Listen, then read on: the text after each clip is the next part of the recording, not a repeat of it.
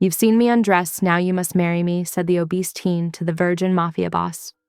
A towel, a locked door, a terrified girl with a flash drive, and a demand that flips the city's most dangerous man on his heels. He says yes to a marriage for protection, but he keeps a vow no one can crack. Her stepfather is a powerful judge. His enemies are a cartel with cameras, guns, and a wedding day ambush. Then the bracelet on her wrist starts pinging. Someone's tracking her. Someone inside his own house is selling him out. She's taken. He goes to war. But there's a darker secret, a file that could destroy his family and tear them apart before they're even real. If he breaks his vow, does he lose control or finally claim what's his? Is this fake marriage the safest place in the city, or the spark that burns it down? When the bullets stop, who will own the vow, love or fear? Through the steam-filled haze of the luxury spa, Greta's heart hammered against her ribs. The flash drive felt like it was burning a hole in her palm as footsteps echoed closer. She pressed herself deeper into the corner behind the locker door, struggling to control her rapid breathing. The search team's voices carried through the marble halls. "Check every room. Judge Harrison wants his stepdaughter found." Greta's fingers tightened around the flash drive. 3 days of running, hiding, and sleeping in different places had led to this moment. The ledger's contents were her only leverage against her stepfather's empire of corruption. The locker room door swung open with deliberate force. Greta was already half undressed, having planned to blend in as a spa guest. She froze as a tall figure filled the doorway, but it wasn't her stepfather's security. Valerio Cade stood motionless, his dark suit a stark contrast to the white steam curling around him. His reputation preceded him, the youngest mafia boss in the city's history, known for his calculated violence and iron control. Greta's mind raced as she yanked a towel around herself. Fear sparked into desperate inspiration. "How dare you, White!" she declared, voice pitched to Carrie. "This is a private changing area." Valerio's expression didn't change, but his eyes narrowed slightly as he assessed her. The search team's footsteps were getting closer. "You've compromised my honor," Greta continued, lifting her chin. "There's only one way to make this right." "Is that so?" His voice was soft, dangerous. "Marriage," she stated firmly. "Immediate marriage, or I'll scream about this violation to everyone who'll listen." Imagine the scandal. The great Valerio Cade peeping on innocent girls in spa-changing rooms. A muscle ticked in his jaw. He studied her for a long moment, then tilted his head toward the service corridor. "This way." Greta clutched the towel tighter and followed him through the employee entrance. Her heart was still racing, but now with a different kind of tension. She'd just blackmailed one of the most dangerous men in the city. The service corridor was narrow and utilitarian, a sharp contrast to the spa's luxury. Valerio moved silently ahead of her, his broad shoulders nearly brushing both walls. At the exit, he checked the alley before leading her to a black SUV with tinted windows. Once inside, Greta found herself in a leather interior that smelled of expensive cologne and gunmetal. Valerio slid into the driver's seat, ignoring his security team's confused looks through the windows. "My terms," Greta said quickly, before he could speak. "A legal marriage, not just for show. I need immediate protection, and when the time is right, I'll testify against Judge Harrison." "Your stepfather?" It wasn't a question. "Yes." Greta's fingers brushed the flash drive hidden in her fist. "I have proof of his connection to the Harrow cartel, but I won't surrender it until I'm sure I'm safe." Valerio's hands tightened on the steering wheel as he pulled into traffic. "You're either very brave or very foolish." "I'm surviving," Greta countered. "And you're curious about what's on this drive, or you'd have already handed me over." The city lights blurred past as they wound through the evening traffic. Greta watched Valerio's profile, trying to read his thoughts in the stern lines of his face. His reputation painted him as ruthlessly disciplined, a man who treated violence like a business transaction. They arrived at a towering glass building just as night was falling. Valerio drove into a private garage and led her to a private elevator. The ride up was silent, tension crackling between them. His penthouse took up the entire top floor, all sleek surfaces and floor-to-ceiling windows. The city spread out below them like a carpet of lights. "The guest room is yours," Valerio said, gesturing down a hallway. "I'll have clothes sent up. My men will guard both elevators." Greta nodded, suddenly exhausted. The adrenaline that had carried her through the past few days was crashing. A guard appeared with a bundle of soft clothes, expensive loungewear that probably cost more than her entire wardrobe. In the guest room, Greta changed quickly, tucking the flash drive securely into her bra. The bed was cloud-soft, with sheets that felt like silk against her skin. Despite her anxiety, exhaustion pulled at her limbs. She lay there watching the city lights blink like warning beacons through the wall of windows. Somewhere out there, her stepfather's men were still searching. But for now, she was behind the walls of a different kind of danger, one she hoped would prove to be protection instead of another trap. Sleep crept over her slowly, even as her mind spun with questions. Had she made the right choice? Could she trust Valerio to honor their deal? Or had she just traded one powerful man's cage for another's? The city continued to glitter beyond the glass, offering no answers as she drifted off, the flash drive's edges pressing against her skin like a reminder of everything at stake. The city was still dark when Valerio's internal clock woke him. He moved through his morning routine with practiced precision. Workout, shower, dress in a perfectly tailored suit. By 5:30, he was in the kitchen, measuring coffee beans with the same attention he gave to everything else. The rich aroma filled the space as he worked the expensive Italian machine. He heard her before he saw her, hesitant bare feet on the hardwood floor. Greta appeared in the doorway wearing his borrowed clothes, which hung loose on her curves. Her hair was sleep mussed, but her eyes were sharp and alert. "Coffee?" he offered, sliding a mug across the island. She approached cautiously, like a cat unsure of its welcome. "Thanks." She wrapped her hands around the warm ceramic, breathing in the steam. "So, about last night?" "Yes." Valerio leaned against the counter, studying her. "I have terms of my own." "Of course you do." She took a sip, then met his gaze. "Let's hear them." "A temporary marriage of convenience. You'll be officially off limits. No one touches what's mine."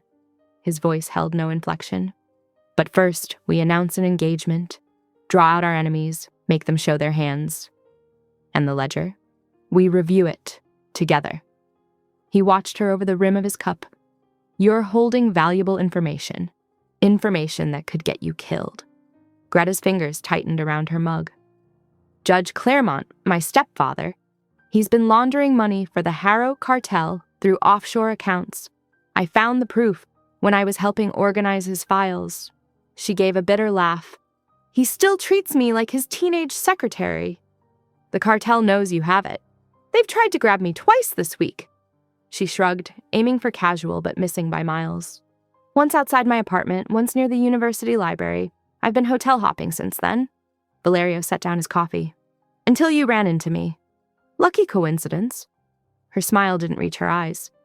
"There's something else you should know." He held her gaze steadily. "I'm celibate, by choice, not inexperience." Greta blinked. "That's not what I expected." "It's about control," he said simply. "Not virtue. I've known desire. I choose how to handle it." She processed this, head tilted. "Why tell me?" "Because you need to understand what you're getting into. This marriage will be a business arrangement." "Fine by me." But a flush crept up her neck. Valerio retrieved a laptop from his office. They sat at the island while Greta pulled out the flash drive, handling it like it might explode. The first layer of files opened easily. Basic transaction records that could be explained away as legitimate business dealings. But there was a hidden partition, encrypted and impossible to access without a key phrase. "Clever," Valerio murmured. "Your stepfather's paranoia works in our favor. If this was easy to crack, you'd already be dead." "Comforting," Greta muttered, but she was studying the screen intently. "We need to figure out that password." The sun had climbed higher, sending golden rectangles across the floor when the elevator chimed. Theo, Valerio's driver, stepped out with a tablet in hand. "Boss, I've got that schedule you wanted." He nodded to Greta. "Ma'am." "Just Greta," she corrected automatically. Theo pulled up a calendar. "There's a charity gala next week, perfect for a public appearance. Small enough to control, prestigious enough to make the society pages." "Good," Valerio turned to Greta. "My house manager is bringing up some dress options. Choose whatever you like." As if on cue, a woman arrived, pushing a rack of garment bags. Greta's eyes widened at the designer labels. "One more thing," Valerio's voice softened fractionally. "I won't touch you without your explicit consent. You have my word." Greta's breath caught. Somehow that promise unsettled her more than any threat could have. She was used to men trying to take. This careful respect was unfamiliar territory. The morning light painted everything in warm gold, catching the sharp planes of Valerio's face as he reviewed details with Theo. Greta found herself studying him, trying to reconcile his ruthless reputation with the man who measured coffee beans and made promises about consent. The dress selections were clearly expensive, ranging from subtle elegance to statement pieces. The house manager, Emma, hovered efficiently nearby, ready to note any alterations needed. The whole scene felt surreal, standing in a luxury penthouse, planning a fake engagement to a celibate mob boss, while somewhere in the city, her stepfather was probably discovering her theft. "The blue one," Emma suggested, pulling out a midnight-colored gown. "It would suit your coloring." Greta touched the silk carefully. Yesterday, she'd been running for her life in a spa towel. Now she was choosing designer dresses for a society debut. The contrast was dizzying. Through it all, she was acutely aware of Valerio's presence. The controlled way he moved, the attention he gave every detail, the power that radiated from him even in stillness. His promise about consent kept echoing in her mind, making her wonder what it would take to make him break that famous control. She pushed that dangerous thought away and focused on the dresses. She had more immediate problems: a murderous stepfather, a drug cartel, and an encrypted ledger that could bring down half the city's elite. Getting tangled up in attraction to her fake fiancé would only complicate things. But as she sorted through silk and chiffon, she could feel his gaze on her, heavy as a touch. This marriage might be for convenience, but there was nothing convenient about the way her skin prickled with awareness whenever he was near. The city sparkled beneath them like scattered diamonds, but Greta's attention was fixed on the weight of Valerio's hand at her back as they entered the apex. The restaurant's floor-to-ceiling windows offered a panoramic view that made her dizzy. Or maybe that was the proximity of the man beside her. She'd spent hours getting ready, transforming herself into someone who belonged in this world. The midnight blue dress hugged her curves, making her feel both powerful and exposed. Her makeup was flawless, her hair swept up in elegant waves. But it was the bracelet, a delicate silver thing she'd worn since her mother's death, that kept drawing her attention. "Ready?" Valerio murmured, his breath warm against her ear. Greta lifted her chin, aware of the cameras clicking discreetly from the upper level. "Born ready." The maitre d' led them to a prime table, one carefully selected for maximum visibility. Theo positioned himself at a nearby table, his watchful presence both reassuring and unsettling. "The salmon here is exceptional," Valerio said smoothly, loud enough to be overheard. "My mother used to bring me here when we discussed her charitable foundation." Greta played along, reaching for her water glass. "How wonderful that you're continuing her work. My family has always believed in giving back to the community." Their conversation danced around their true purpose, weaving a narrative of old money and shared values. To anyone listening, they were two privileged people discovering a connection. But Greta could see the Harrow watchers scattered throughout the restaurant, a woman too interested in her phone, a man whose suit fit just wrong enough to hide a weapon. "It reminds me of my mother's winter garden," Greta said softly, meeting Valerio's eyes. "She always said the best things grow in secret." Understanding flickered in his dark gaze. He typed something on his phone, keeping his movement casual. Moments later, it buzzed with a response. "The partition's open," he murmured, angling the screen so she could see. "They're analyzing it now." Greta's heart stuttered. She covered her reaction by laughing as if he'd said something charming, but her fingers trembled as she adjusted her bracelet. Across the room, Theo's attention zeroed in on the movement. His expression shifted minutely, the first time she'd seen his professional calm crack. A waiter appeared with champagne they hadn't ordered. "Compliments of the house," he said with a knowing smile. The message was clear. They were being watched, photographed, discussed. Valerio raised his glass in a toast. "To new beginnings." The champagne bubbles matched the effervescent anxiety in Greta's chest.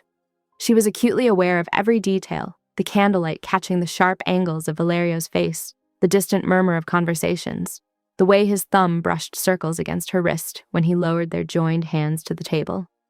"Tell me about your foundation's latest project," she said, projecting her voice just enough. "I'd love to get involved." They continued their performance through dinner, a dance of meaningful glances and carefully chosen words. Greta found herself settling into the role with surprising ease, perhaps because parts of it didn't feel like acting at all. The way her breath caught when Valerio leaned close, how her skin tingled where he touched her. The sky deepened to purple, city lights twinkling like earthbound stars. More phones appeared in the upper level, more cameras pointed their way. "Time for the finale." Valerio stood, offering his hand. "Shall we?" Greta took it, letting him pull her to her feet. The movement brought them close, Too close for strangers, close enough for rumors to start. His cologne wrapped around her, spice and cedar and danger. Perfect, he murmured, and lifted her hand to his lips. The kiss was brief, proper, exactly what you'd expect from old money courtship. But Greta felt it like a brand against her skin. Cameras flashed, capturing the moment that would set gossip columns ablaze. In the elevator down to the garage, Theo's eyes kept returning to her bracelet. She could practically see him planning how to scan it, wondering what he'd missed in his initial security checks. The weight of it felt heavier now, a reminder of everything at stake. Valerio helped her into the SUV, his movements smooth and practiced. As they pulled away from the apex, Greta watched the restaurant shrink in the side mirror. Her pulse pounded in her throat, each beat a reminder. No going back, no going back, no going back. The city slid past in a blur of neon and shadow. In the driver's seat, Theo adjusted his mirror to keep an eye on her bracelet. Valerio sat beside her, close enough to maintain their couple's facade, but not touching, every inch the controlled crime lord she'd first met. But she could still feel the phantom press of his lips against her knuckles, could still smell his cologne, could still picture the way his eyes had darkened when she'd mentioned the winter garden. The performance might be fake, but something about it felt dangerously real. Traffic lights painted red and green patterns across their faces as they wound through the city. Greta watched them all. Theo's careful surveillance, Valerio's measured breathing, the shadows that might hide Harrow's men. The night had gone perfectly, exactly according to plan. So why did her heart refuse to slow down? The penthouse office hummed with tension as midnight approached. Greta leaned over Valerio's shoulder, close enough to smell his cologne, as they scrolled through the decrypted ledger. Each new file confirmed what she'd feared. Her stepfather's corruption ran deeper than anyone suspected. There, she pointed, her finger trembling slightly. Those monthly transfers. Valerio enlarged the spreadsheet. Shell companies, he said, voice flat. Classic Harrow structure, different names, same pattern. Row after row of transactions filled the screen, each one a testament to Judge Claremont's betrayal of both his office and his family.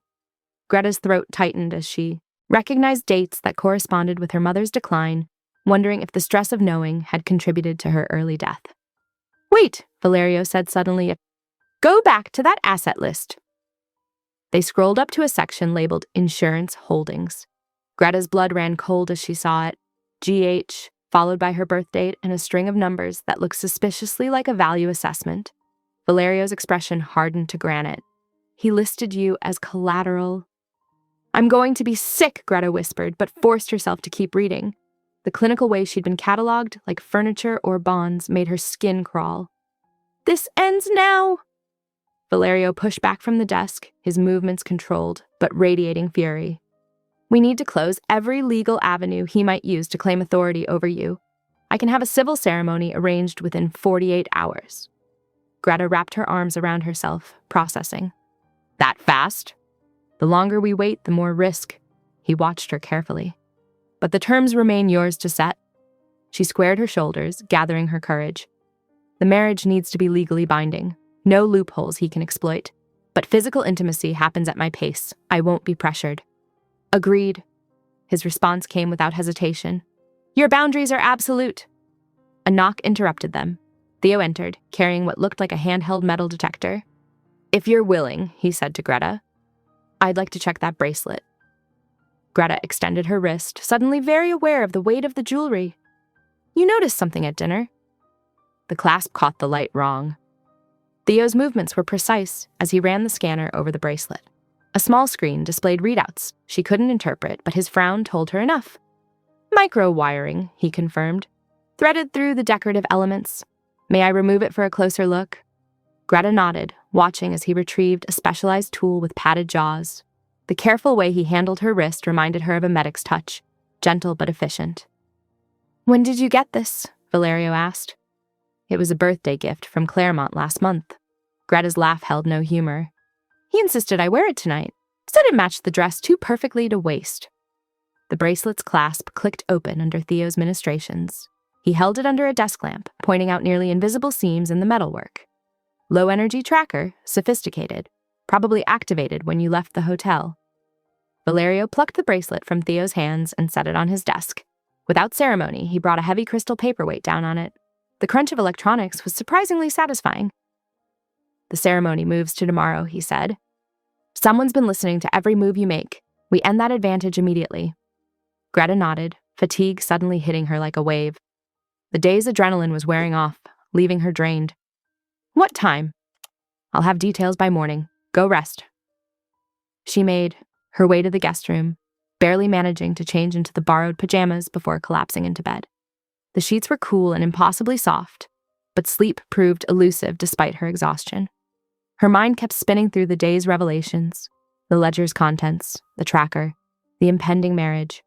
The city lights painted patterns on her ceiling as she finally drifted off, only to wake what felt like moments later to gray morning light seeping through the windows.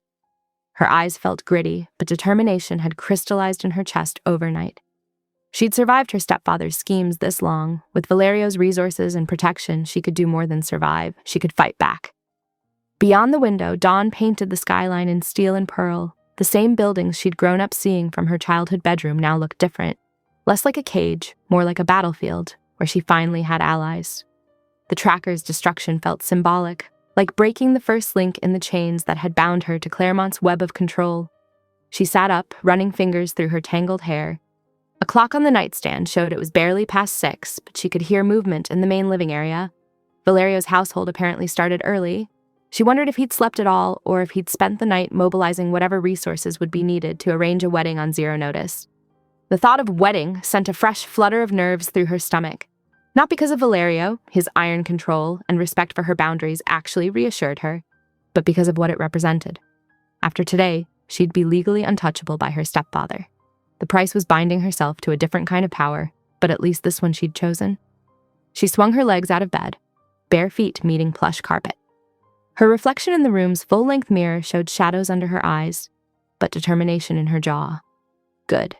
She'd need that steel today. The borrowed pajamas hung loose on her curves, reminding her that she'd need proper clothes for a civil ceremony, and witnesses, and whatever paperwork Valerio's lawyers had worked through the night to prepare. The logistics should have felt overwhelming, but instead they grounded her. Each detail was another nail in the coffin of Claremont's control. Sunlight filtered through stained glass, casting jewel-toned patterns across the private chapel's marble floor. Greta stood before the officiant in a cream silk dress that skimmed her curves, her dark hair swept into an elegant twist. Beside her, Valerio's presence radiated contained power in his tailored black suit. The chapel, nestled in a quiet corner of his estate grounds, offered an illusion of peace. 2 of Valerio's lieutenants flanked the heavy wooden doors, while Theo stood closer, his watchful gaze scanning the windows in a practiced sweep. "The rings, please," the officiant requested. Greta's hands trembled as she accepted the simple platinum band. Valerio's larger hand covered hers, steadying her fingers. The gesture wasn't intimate, more like a sniper steadying his rifle, but it grounded her all the same. "Do you, Greta Hale, take this man?" The words washed over her as she focused on keeping her voice clear and firm. "I do." Valerio's response was equally measured, his accent adding gravity to the simple phrase. His eyes never left her face as he slid the ring onto her finger. The officiant produced the marriage license. Greta leaned forward to sign, the pen surprisingly heavy in her grip. Valerio's hand covered hers again as she wrote, not guiding, just offering stability. The scratch of his own signature followed, then the officiant raised his stamp. The explosion of shattering glass drowned out everything else. Rainbow shards rained down as the first bullets punched through the remaining windows. Valerio moved with lethal grace, his gun appearing in his hand as if conjured. 2 precise shots rang out before Theo grabbed Greta's waist and hauled her behind a thick marble column. "Stay down," he ordered, shielding her with his body as more gunfire erupted. The firefight transformed the sacred space into chaos. Bullets chipped marble and splintered wood. Through gaps in the debris, Greta glimpsed Valerio advancing with mechanical precision, each shot finding its mark. His lieutenants moved in tandem, pressing the advantage. Theo kept her pinned behind the column, his body tense as he tracked the fight. His hand brushed her wrist and he froze. "Where's your bracelet?" "What?" Greta looked down. The delicate gold chain she'd worn to match her dress was gone. "When did you last have it?" "It was there this morning, I'm sure of it." Theo's expression hardened. "Someone got close enough to lift it?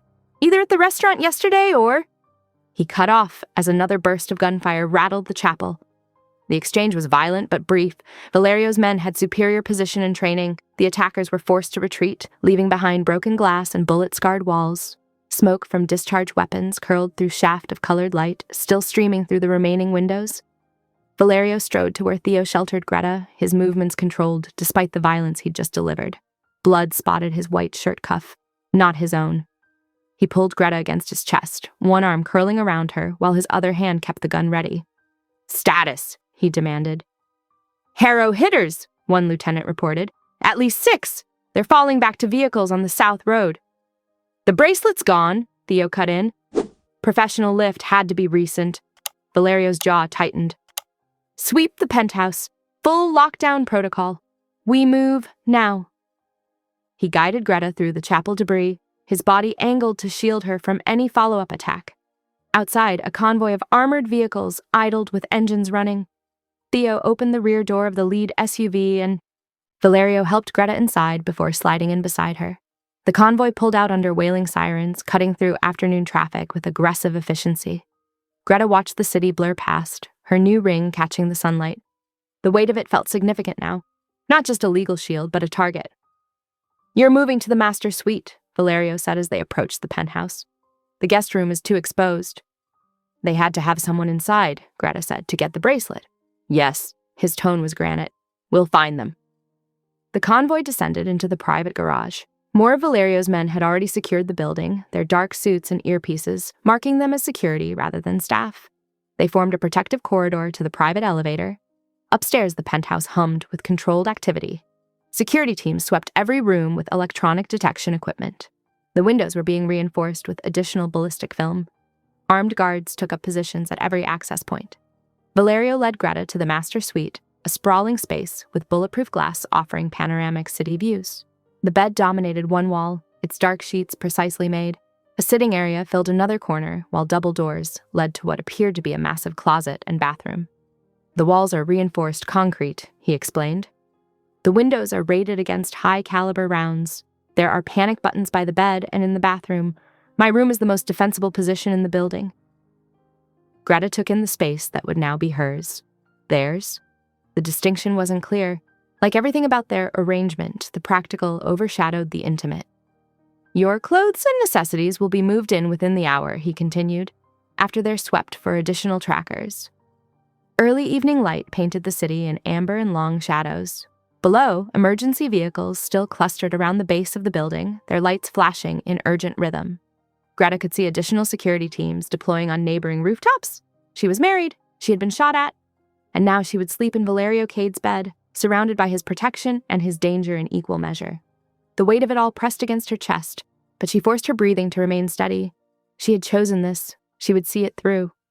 Evening settled into the penthouse like a held breath. Armed guards patrolled the corridors while Greta stood in Valerio's gleaming kitchen, determinedly filling a pot with water. The simple act of cooking felt like grasping at normalcy. "The pasta will stick if you don't salt the water," Valerio said from behind her, making her jump. He moved like a ghost despite his size. "I know how to cook pasta," she muttered, but added a generous pinch anyway. He claimed a spot at the counter, pulling out a chef's knife and a selection of vegetables with methodical precision. The blade moved in perfect, measured strokes. Cucumber, tomatoes, bell peppers falling into uniform pieces. "You've done that before," Greta observed, watching his hands. Precision is valuable in many contexts. His focus remained on the knife's rhythm, the kitchen filled with domestic sounds, boiling water, chopping vegetables, the soft whir of the ventilation system. Outside, the city lights blinked on one by one. After dinner, Valerio cleared space in the living area. "Basic self-defense. Your stance is important." He showed her how to break holds, where to strike for maximum effect with minimum force. His hands were clinical when positioning her arms, adjusting her balance. Greta tried not to notice how easily he could span her waist with those hands. "Again," he said after each repetition until muscle memory began to form. Later, she pulled out a chess set she'd found in his office. "Do you play?" "When time permits." "My mom taught me the winter defense. Most people don't see it coming." His eyebrow lifted slightly at the word winter, but he sat across from her, watching as she demonstrated the unconventional opening moves. Near midnight, they returned to work. The ledger's deeper layer revealed more than just accounts. There were shipping manifestos disguised as charity auction records, all referencing something called Winter Annex. "It's a data node," Greta said, recognizing the pattern. "Mom used to code like this, hiding information in plain sight. Valerio's shoulders tensed at a particular entry. These trawler manifests, they're moving more than fish. The hours blurred as they dug deeper. Around 2 a.m., Greta's eyes were burning from staring at screens. She caught Valerio watching her with an unreadable expression. "What?" He was quiet for a long moment. "My father believed that desire was weakness, that it made men soft." His voice was controlled, distant. He would test us, put temptation in our path, then punish any sign of interest. Eventually, I realized the only way to win was to remove myself from the game entirely. The confession hung in the air between them. Greta's throat felt tight. "My whole life," she said finally. "I've been told to take up less space, to be smaller, quieter, less noticeable. My stepfather would comment on every bite I ate. My mother would buy me clothes a size too small, like maybe I'd shrink to fit them." "You don't need to be smaller," Valerio said, his tone sharp with something that might have been anger. Exhaustion crept up as false dawn began to lighten the sky. They migrated to the bedroom, where Greta arranged decorative pillows down the center of the massive bed like a barrier. Valerio had insisted she take the bed, while he used the couch, but fatigue made them both less rigid about boundaries. They lay in the gray pre-dawn light, separated by silk pillows and unspoken words. Greta's mind wouldn't quiet, replaying gunshots and breaking glass, wondering who had taken her bracelet and how close they'd gotten without her noticing.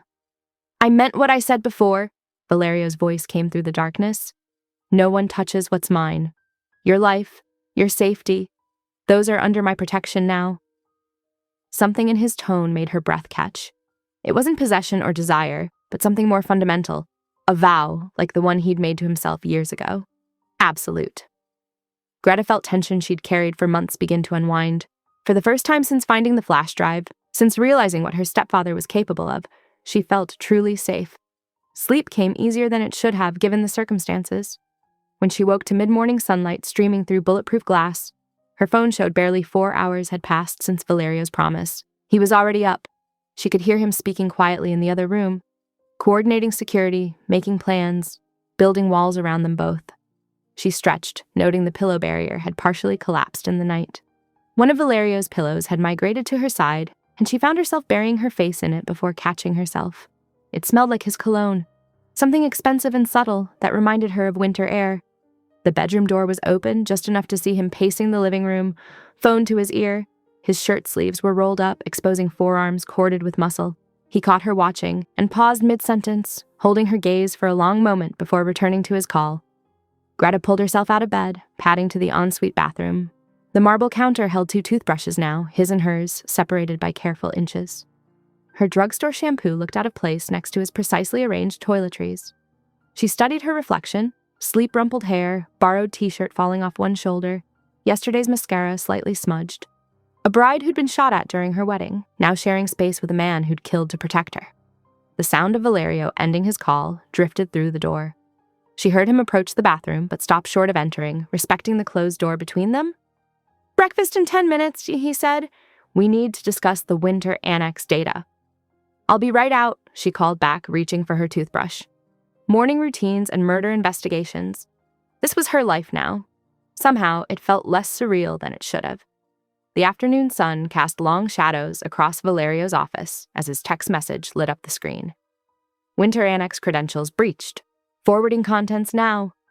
Greta leaned forward in her chair, shoulder brushing Valerio's as files populated the secure server.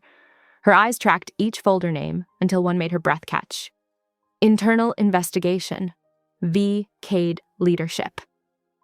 Valerio's expression didn't change as he opened it, but Greta felt him go still beside her. The memo was clinical, detailed, devastating, allegations that his brother Marco had been feeding information to corrupted law enforcement before his death, complete with meeting dates and bank transfers. "This is bullshit," Greta said, studying Valerio's profile. The muscle in his jaw ticked once, the only sign that the words had landed. "It's detailed." His voice was arctic cold. "Specific. Names I recognize." "That's exactly why it feels planted." Greta turned to face him fully. "Think about it. Harrow knows you're protecting me, knows I have evidence against them. What better way to isolate you than to make you doubt everyone around you?" Something flickered in his eyes, grief or rage or both, before shuttering closed. He stood, movements precise as a blade. I need to verify some things. Have Theo run background on these names. Valerio. Greta reached for his arm, but he was already stepping away, rebuilding walls she hadn't even realized had started to crack. Stay in the penthouse. The order was impersonal, professional. I'll have security doubled while I handle this. She watched him leave, taking the warmth from the room with him. The distance felt worse than his anger would have. At least anger would have been something real. Hours crawled by. Greta tried to focus on the ledger data, looking for patterns in the shipping manifests, but her mind kept circling back to the tight control in Valerio's voice. She'd seen glimpses of the man behind the power, in shared meals, quiet conversations, the way he'd covered her hands during their vows. Now all of that was locked away again. The sun was lowering toward the horizon when Theo knocked and entered, tablet in hand. Got something from the Port Authority feeds, trawler matching one from the ledgers scheduled for midnight offload at Pier 19. Greta pulled up the relevant entry. Here, listed under Charitable Goods Transport, same shell company that's been moving money through my stepfather's accounts. Boss wants eyes on it, but we're spread thin running checks on everyone in that memo. Theo's expression was carefully neutral, but Greta caught the hint of concern. He'd known Valerio longer than anyone still breathing. He believes it, doesn't he? About his brother. Theo sighed. Marco's death, it wasn't clean. Left a lot of questions. Boss has always carried that weight. The sky outside deepened to purple, then black. Greta stood at the floor-to-ceiling windows, watching lights shimmer on the river's surface. The water looked like silk from this high up, hiding its dangers beneath a beautiful facade, rather like the life she'd stepped into. She pressed her forehead to the cool glass. Somewhere in this city, answers about Marco existed. Real ones, not Harrow's manufactured truth.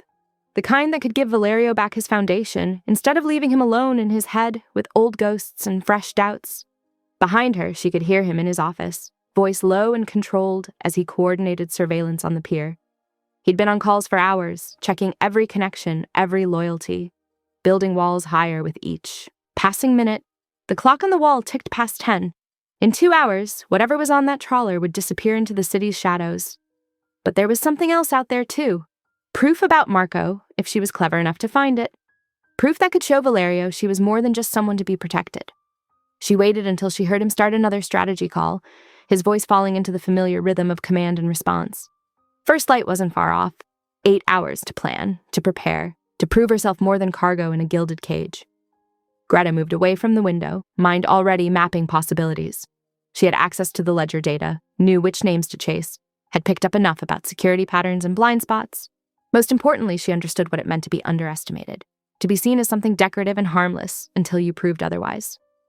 In the office, Valeria's voice continued steady and measured, coordinating teams for the pier surveillance. He didn't look up as she passed the doorway. The distance between them felt wider than the few feet of hallway, a gulf of unspoken words and untested trust. She closed the bedroom door quietly behind her, already mentally cataloging what she would need. The city stretched out below, lights winking like stars fallen to earth. Somewhere in that maze of streets and shadows lay answers about Marco, about loyalty, about the kind of partnership that could survive bullets and betrayal. 8 hours until dawn, time enough to plan her path into the darkness, to prepare to prove herself worthy of more than protection, to show Valerio that she could be trusted with his grief as much as his safety. The night pressed against the windows, full of secrets and possibilities. Greta moved through the bedroom, gathering supplies with careful purpose. By first light, she would be gone, not running away, but running toward something bigger than herself, toward the truth that could bring down walls instead of building them higher. Pale light crept over the city's edge as Greta eased the borrowed keycard from her pocket. Her fingers trembled slightly as she pressed it to the garage scanner, but her resolve stayed firm. The note she'd left would have to be enough. An explanation, not an apology, detailing her plan to trade the ledger for proof about Marco. The car hummed to life, muscle memory from watching Theo guide her through the motions. Streets blurred past as she navigated toward the meeting point, a coffee shop chosen for its busy morning crowd and multiple exits. The burner phone she'd found buried in the ledger's metadata felt heavy in her coat pocket. She'd barely stepped inside when rough hands seized her arms. A cloth pressed against her face, sweet-smelling, chemical. The world tilted sideways as consciousness slipped away. Valerio was reviewing satellite imagery of Pier 19 when his secure line pinged. The video opened without prompting. Bastian Harrow's theatrical smile filling the frame. "Good morning, Cade. Your new bride is quite resourceful, stealing cars before breakfast." Bastian stepped aside, revealing Greta slumped in a metal chair, dark hair falling across her face. Though perhaps not resourceful enough. Valerio's expression didn't change, but his knuckles whitened on the desk edge. "Simple terms," Bastian continued. "Cancel your operations at Pier 19, all of them. Or we return your asset in carefully labeled boxes." He traced a finger down Greta's cheek. "Such pretty packaging material. If you touch her again, I will peel the skin from your hands." Valerio's voice was conversational, almost gentle.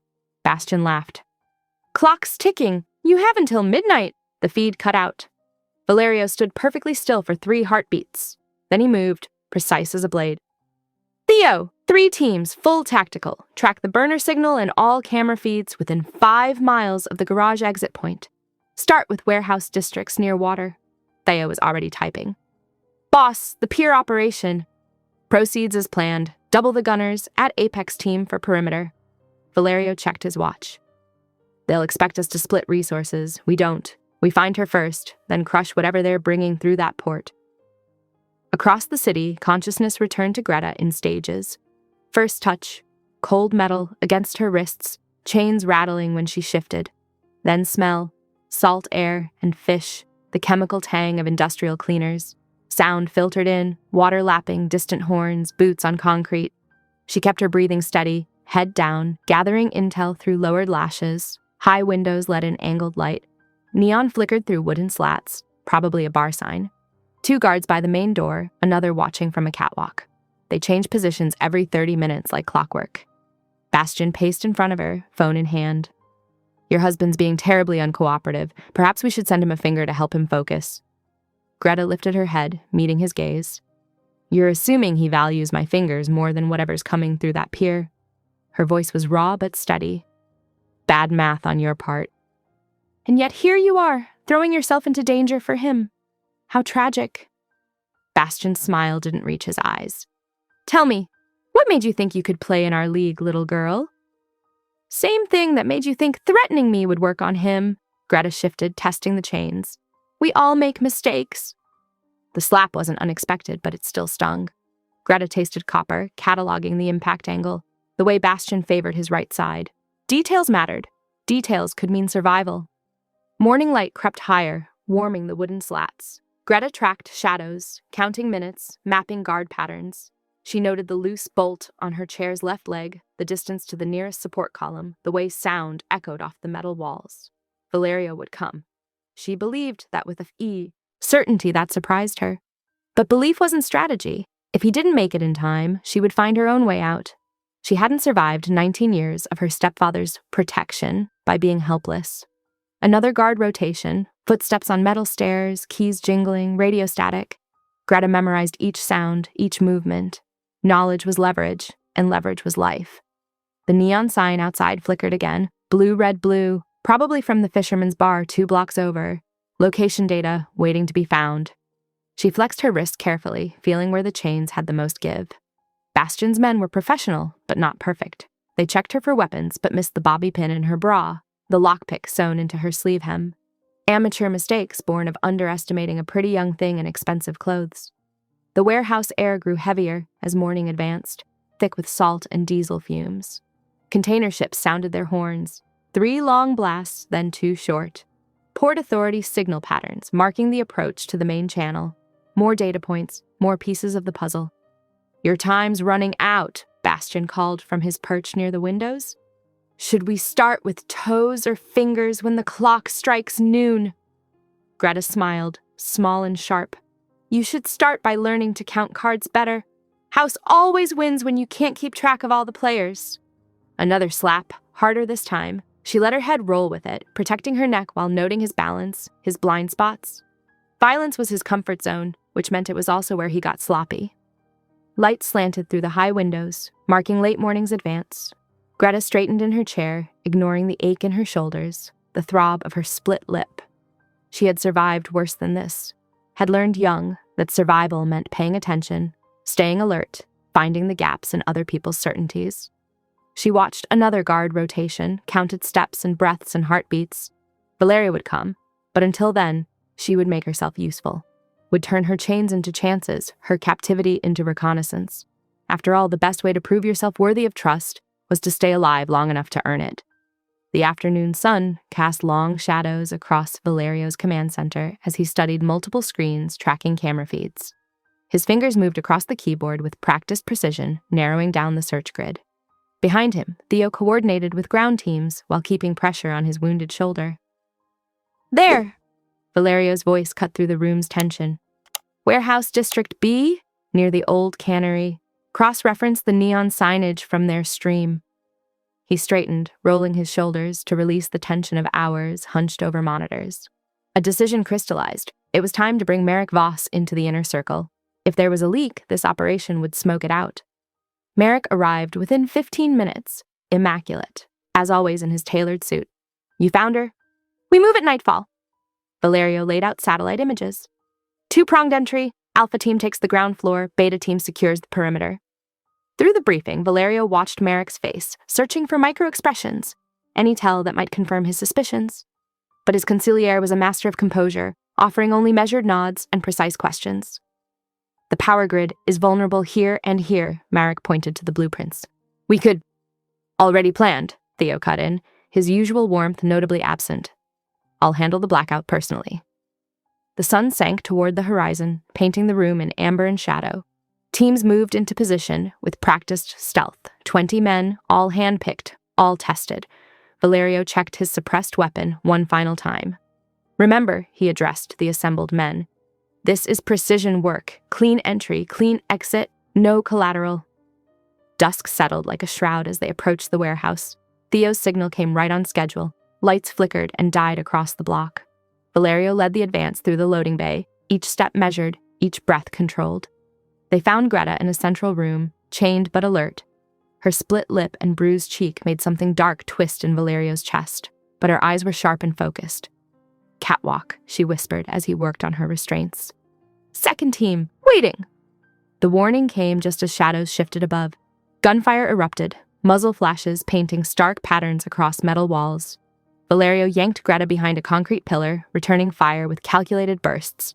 That's when everything went sideways. The comm system crackled with static.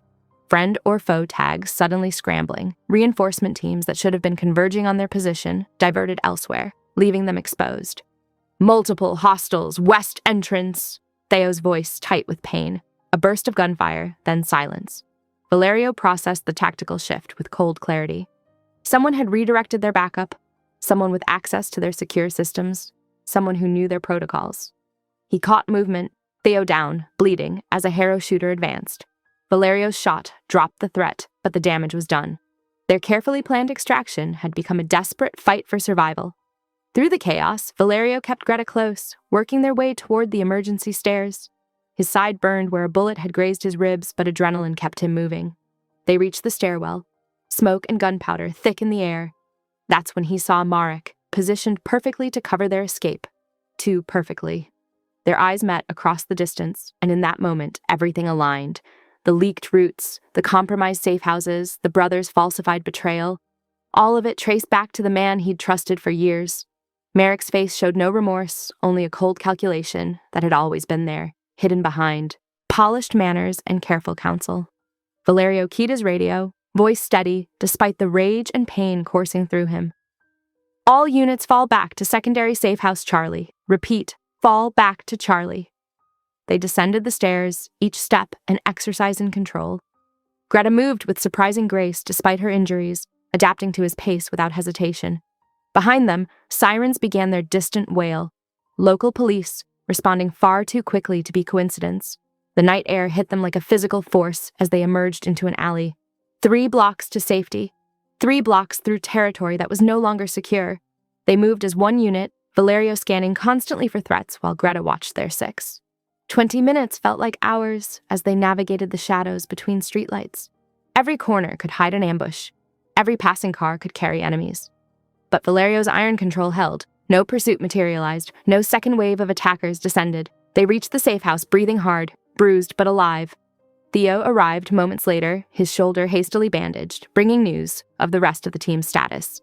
As Valerio secured the perimeter, his mind was already racing ahead, calculating moves and countermoves, planning how to excise the cancer that had taken root in his organization. Merrick's betrayal would need to be handled, but first they needed to survive the night. He posted guards at every entrance, established new communication protocols, and set about treating their wounds. The safe house hummed with controlled tension as teams regrouped and positions were fortified. Greta watched him work with steady eyes, her earlier captivity leaving no visible mark on her composure. She helped Theo clean his wound, improvised ice packs for bruises, moved through the space like she belonged there. In the midst of chaos, she had found her footing. The adrenaline began to ebb, making way for the sharp bite of injury and the deeper ache of betrayal. But there would be time for pain later. For now, they had survived. Bloody but unbowed, shaken but unbroken. The real war was just beginning. The safe house's emergency lights cast sickly shadows across the makeshift medical station. Valerio sat shirtless on a metal folding chair, his breathing measured as he threaded the surgical stapler. The graze along his ribs had opened wider during their escape, leaving a neat 4-inch slice that needed closing. Greta held the LED lamp steady, though her hands trembled. The beam illuminated the lean muscle of his torso, marked with older scars she hadn't seen before. Her own bruises throbbed in sympathy. "Hold it higher," Valerio instructed, voice clinically detached. The stapler clicked, once, twice, 3 times. He didn't flinch. "I have contacts in Montreal," he said, dabbing antiseptic around the wound. "New papers within 24 hours. You'll be safe there." Greta lowered the light, her jaw set. "I'm not running. This isn't a debate." He stood, pulling on a fresh shirt. "Merrick knows too much. The next strike will be worse. So we strike first." She stepped closer, refusing to be dismissed. "I didn't survive Claremont and Harrow just to disappear when things got difficult." Valerio's control slipped, just for a moment, raw emotion bleeding through. "You nearly died today because of me." "I nearly died because I made a choice," she corrected. "My choice. Stop trying to protect me by pushing me away." He moved with lethal grace, backing her against the wall, his hands planted on either side of her head, caging but not touching. "Needing you is the one weakness I cannot afford. Not now. Not with Merrick loose and Harrow circling." Greta lifted her chin, meeting his ice-cold stare. "Your control is impressive. It's gotten you this far. But real power isn't about never breaking. It's about choosing when to break, and for whom." Something shifted in his expression, minute but significant. His forehead touched hers, the gesture unexpectedly gentle. "You deserve better than this life," he murmured. "I deserve to choose my own path." She pressed her palm against his chest, feeling his heartbeat. "And I choose to stay." He kissed her forehead, lips lingering, benediction and farewell wrapped in one. Pulling back, he called out, "Theo, prep a car, northern route." Theo pushed off the wall where he'd been monitoring comms, his shoulder heavily bandaged. "With respect, boss, that's the wrong play." "Explain." Valerio's tone carried warning. "We have the ledger. We have proof of Claremont's corruption. Instead of scattering, we should hit him directly. Full data dump, maximum exposure." Theo winced as he adjusted his sling. He loses protection, Harrow loses their judicial shield, and Merrick loses leverage. "Too risky," Valerio countered. "My office tower will be watched." "Which makes it perfect." Greta's mind raced ahead. "They'll expect you to avoid it. We can use that." Valerio paced the length of the room, calculations playing behind his eyes. The safe house fell silent except for the hum of emergency generators and distant traffic. "Split the difference," he finally said. "Greta and Theo take the ledger uptown for the data dump. I'll track Merrick's handoff point at the docks. We know he's moving something tonight. The trawler manifests confirmed it." Theo nodded slowly. "Two-pronged approach. If either operation succeeds, we win." 5-minute radio checks, Valerio stipulated. "Any missed contact, we abort and regroup." They spent the next hour preparing.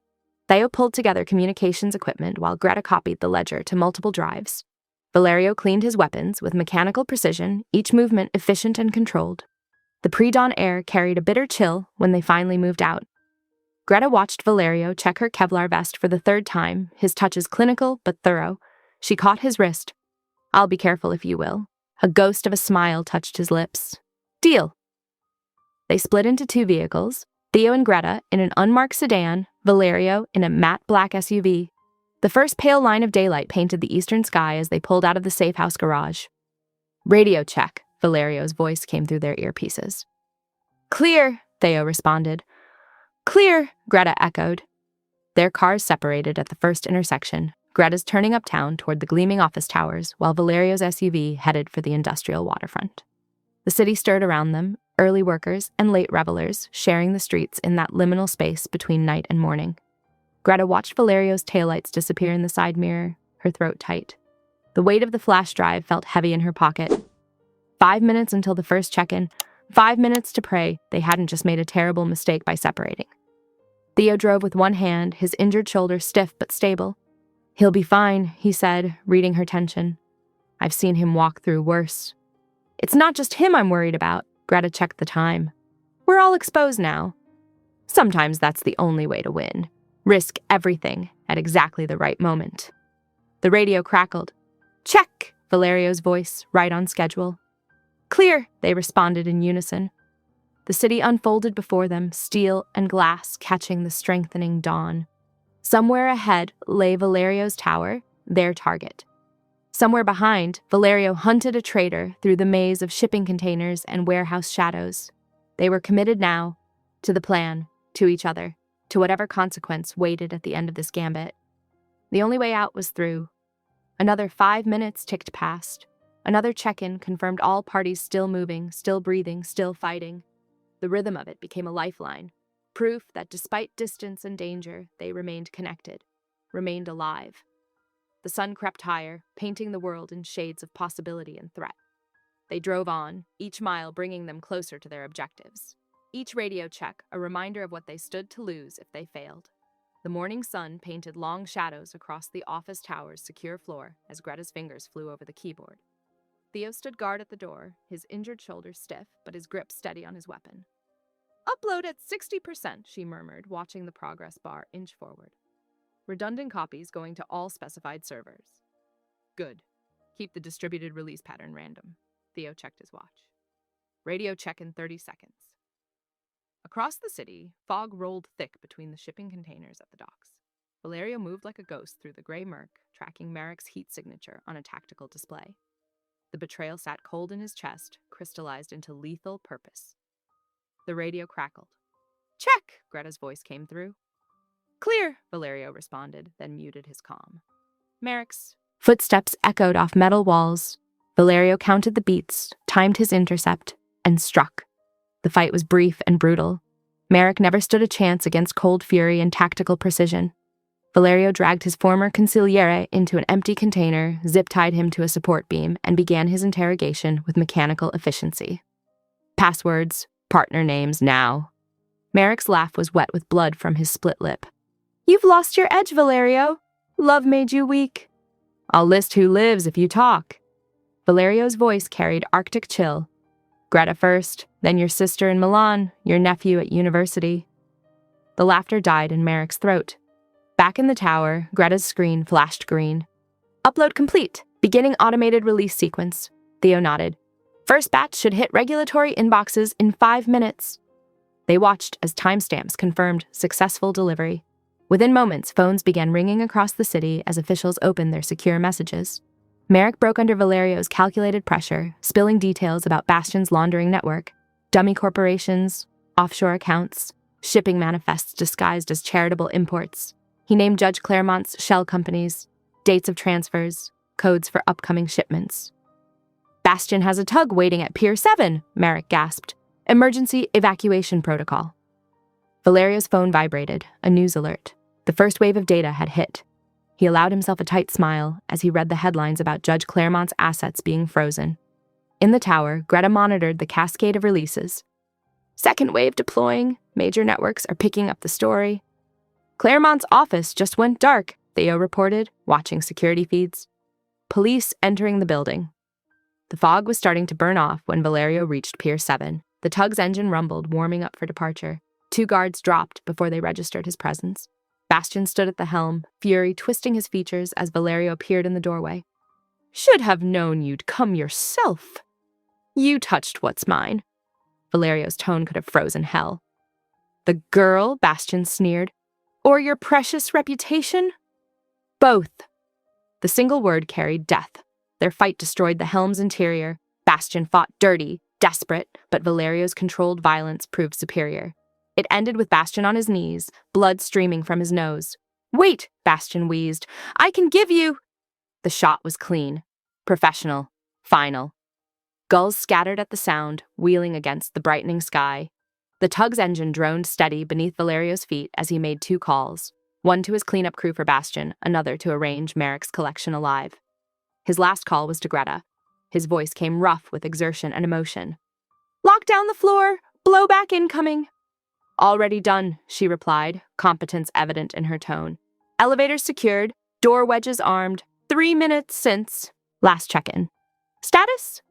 All data released, major networks running the story, police moving on multiple locations. She paused. Are you hurt? No. He allowed himself to soften slightly. You? We're secure. Theo's watching the approaches. Her breath hitched. Did you find what you needed?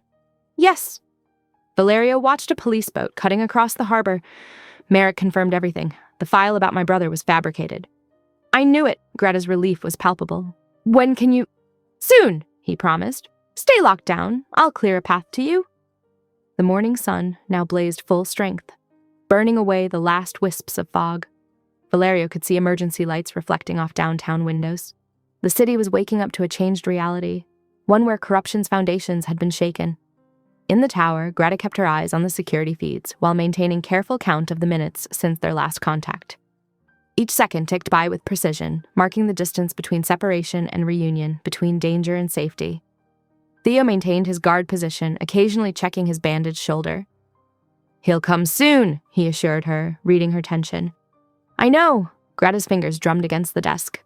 4 minutes since last check-in. Around them, the secure floor hummed with electronics and climate control. Outside, sirens wailed as law enforcement units converged on multiple targets across the city.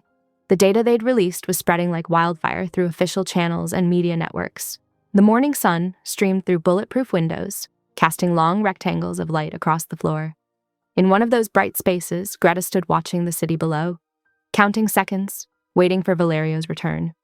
The reinforced door of the holding cell clanged shut behind Marek. His normally immaculate suit was wrinkled, blood spotting the collar. Valerio stood motionless, watching his former friend through the observation window. 1 hour, Theo reminded quietly. Valerio nodded once. Time enough to extract final confirmations, then seal this chapter of betrayal forever. He entered the cell with measured steps, his presence filling the confined space. Your sister and nephew are safe, Valerio stated. That was our deal. Merrick's shoulders slumped. I never wanted to hurt the family. I just wanted power without responsibility. Valerio's voice carried Arctic judgment. You sold our security to Harrow, fed Claremont information that endangered everyone, put a target on my wife. Wife, Merrick laughed bitterly. A convenient shield you collected like a chess piece. Valerio's hand shot out, gripping Mark's throat. She is not a piece. She is mine to protect. The next 45 minutes extracted every detail. Dead drops, contact protocols, offshore accounts. Merrick's elegant facade crumbled under Valerio's relentless pressure. When it was done, Valerio left him to the guard's custody without a backward glance. The elevator ride to the secure floor seemed endless. Valerio's pulse quickened as the numbers climbed. Not from exertion or adrenaline, but from the knowledge that Greta waited above. She stood at the window when he entered, silhouetted against the afternoon light. The final data release had gone smoothly. News channels were exploding with revelations about corruption at the highest levels. It's done, she said without turning. Claremont's being arraigned within the hour. Harrow's network is exposed. You did well. Valerio moved closer, drawn to her like gravity. We did well, she corrected, finally facing him. Together. The silence that fell between them held none of their usual strategic planning or crisis management. This was different, heavy with possibility and unspoken wants. Valerio studied her face, memorizing how the sun caught golden threads in her hair. I've been thinking about my vow. Greta's breath caught. The one about control. Yes. He took another step closer. I thought distance protected me from becoming my father. That desire meant violence. And now, Now I understand that control isn't about denial. It's about choice." His voice dropped lower. "I choose you, Greta. Not as a shield or a chess piece, as my wife in truth." She trembled but held his gaze. "I don't want a tamed beast. I want a man who keeps his edge with everyone else, but chooses tenderness with me." "You'll have both," he promised. "The discipline that makes me dangerous, the reverence that makes me yours." Greta's fingers brushed his chest, feeling his heartbeat accelerate. "I want all of you, the control and the passion." "You have them." His hand cupped her cheek. "Everything I am answers to your consent." The trip to the penthouse passed in charged silence. Security protocols were maintained, Theo checking sightlines, guards confirming clear zones. But underneath the procedure thrummed an electric anticipation.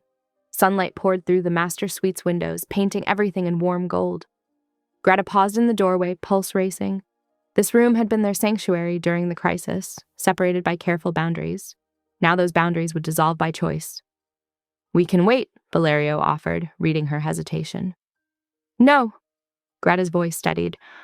"I don't want to wait. I want my husband." He moved slowly, telegraphing each touch. His fingers traced her collarbone, learning the texture of her skin. When she shivered, he paused.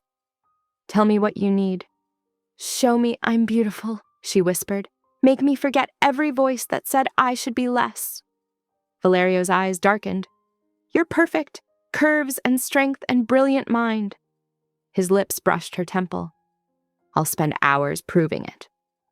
Their first kiss was gentle, a request rather than a demand. Greta melted into it, hands fisting in his shirt. When they parted, both were breathing harder. "More?" he asked. "More," she confirmed. Each touch that followed carried worship rather than possession. Valerio's controlled strength turned to reverence, handling her like something precious. When Greta's hands shook with nerves, he covered them with his own, steadying her. "We go at your pace," he reminded her. "Nothing you don't want." "I want everything," she said. "I trust you." Those words unlocked something in him. His kisses grew deeper, but remained achingly tender. They moved together with rising intensity, learning each other's responses. Valerio praised every inch of her, erasing old wounds with gentle attention. Where she expected roughness, he gave adoration. When uncertainty flickered in her eyes, he paused to reaffirm her beauty. Time seemed to slow, measured only by shared breaths and softest sounds. The afternoon sun painted their skin in gold as they discovered each other without rush or demand. This wasn't about conquest or ownership. It was about choice and trust and tender revelation. Just over an hour later, they emerged, composed but transformed. The final phase of dismantling Harrow's network still needed attention. Evidence had to be secured, statements coordinated, loose ends contained. But something fundamental had shifted. They moved in perfect sync, completing each other's thoughts, anticipating needs. Partners in truth now, bound by choice rather than necessity. Theo met them in the secure office, tactfully focusing on tactical updates. If he noticed the subtle changes in their dynamic, softer glances, closer proximity, he kept it to himself. The afternoon sun continued its arc across the sky, warming the glass walls as they turned their attention to finishing what they'd started. Together now, in every way that mattered, they faced the remaining challenges as one. The evening news flickered across multiple screens in Valerio's office, each channel reporting the same seismic shift. Judge Claremont's face appeared in mugshot form, his polished veneer cracked by reality. Headlines scrolled beneath. Federal indictment. Cartel links exposed. Harrow financial empire collapses. Valerio worked with methodical precision, signing documents and issuing directives through secure channels. Each order dismantled another piece of Merrick's influence, replacing compromised positions with trusted lieutenants who had proven their loyalty through the crisis. "Torres takes over shipping logistics," he told Theo, who nodded approvingly. "Maria handles the downtown territory. Anyone Merrick recruited or promoted in the last 18 months is out." "Clean sweep," Theo agreed, sorting personnel files. The new structure's solid, focused on stability over expansion. Greta watched from the garden courtyard, where shattered glass had been swept away and fresh flowers planted around the ceremony space. The marble column that had sheltered her during the shooting now supported climbing roses. She traced her fingers over the smooth stone, reclaiming the space where their legal bond had begun. The evening air carried the scent of jasmine and fresh earth. Fountains murmured quietly, washing away memories of gunfire. She'd chosen to sit here deliberately, refusing to let violence poison what should be sacred ground. Valerio's footsteps approached, measured and familiar. He carried a small box, settling beside her on the curved stone bench. "The restructuring is done," he said. "The syndicate will run cleaner now, smarter." "How many did you have to remove?" 27, all placed strategically by Merrick to weaken key points. His jaw tightened. The damage could have been catastrophic if we hadn't caught it. "But we did catch it," Greta reminded him. Together, he opened the box, revealing 2 rings nestled in velvet. They were elegant but understated, plain bands with subtle detailing. He lifted hers first, showing her the low-set stones that wouldn't catch or snag. "Practical," she noted with approval. "Like you." He slid it onto her finger. Strong enough for daily wear, but beautiful in its own right. She picked up his matching band, tilting it to catch the light.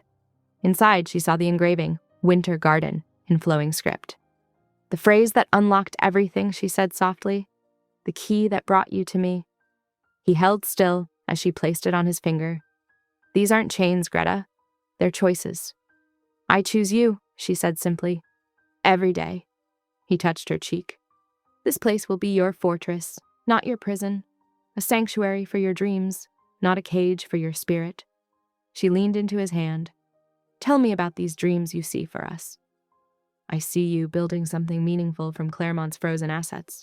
A foundation to protect others like you, young people without defenders." Greta's eyes lit up. "A scholarship fund. Not just for college, but for immediate needs. Emergency housing, legal support, practical help." "Using his money to undo his damage." Valerio nodded. "Poetic justice." "What about the charity routes, the ones Harrow used for smuggling?" "We'll clean them. Keep supporting the same community centers, but with legitimate shipments. Medicine, supplies, food." His expression hardened. "Harrow exploited their need. We'll actually meet it." "Turning poison into medicine," she mused. "A skill you've mastered." He brushed a kiss across her knuckles. "You transformed an arrangement of convenience into something real. Made me break my vow for the right reasons." Lanterns began to glow as twilight deepened, casting warm pools of light along the garden paths. They moved to a small table where dinner waited. Simple food meant for sharing. "I want to start interviewing potential scholarship recipients next month," Greta said between bites. "Build a board of trustees who understand trauma and survival. I'll have legal draw up the foundation papers tomorrow." Valerio topped off her water. "The first seized accounts should clear within weeks." They walked the illuminated paths after eating, shoulders brushing. The night air grew cooler, carrying the promise of tomorrow's dawn. Valerio's phone buzzed one final time. He checked it and powered down. "No more business calls tonight," he said. "Just us." He lifted her hand, studying how the lantern light played across their matching rings. His voice dropped lower, intimate. "You're mine, and I am yours, for always." Greta's answering smile held all their shared secrets as they turned toward home. The garden settled into peaceful darkness behind them, while ahead, warm light spilled from windows that promised sanctuary. They moved through the house together, steps aligned, hands linked. The night stretched before them like an unopened gift. Tomorrow would bring new challenges, new victories. But for now, there was only this: 2 people who had chosen each other, building something unbreakable from the ashes of what they'd burned down. Security teams maintained their vigilant perimeter. Somewhere in the city, prosecutors worked late, preparing cases against Claremont and his conspirators. But here, in this space they'd carved out together, peace reigned.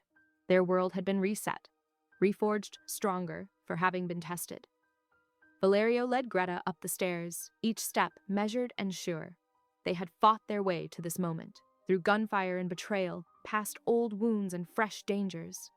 Now they could simply be, secure in the knowledge that they'd face whatever came next as one. The last lights dimmed throughout the house. In the garden, fountains played their gentle music to empty paths. The night settled into stillness, wrapped around their sanctuary like a protective cloak, holding them safe until morning's light.